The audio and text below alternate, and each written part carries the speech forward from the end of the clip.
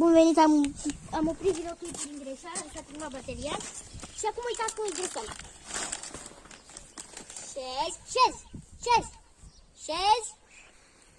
Șezi. Da. Dați un like pentru Cristi ca să învețe să dreseze câinii. Uitați ce l-a făcut șezi. Ei tu? Da, bravo.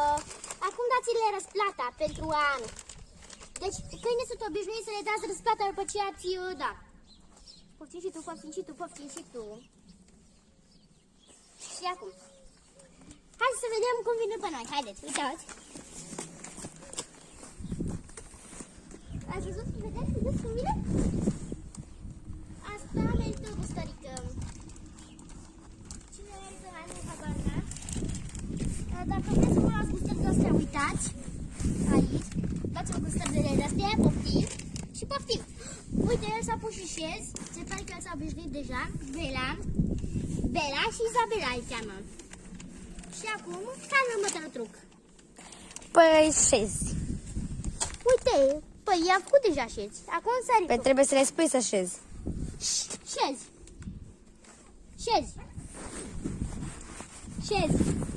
Ia, hai să învățăm să sară acum. Ia, vedeți? Dar n-a șezut. Trebuie să șează. Știu. Dar... uite, ea nu vrea să sară. Ia. Hai, jăm. Și vrea să sară acum, el primește. Hai, jăm. Hai, sar. Gustărica. Încearcă să faci să șează. Șezi. Bravo.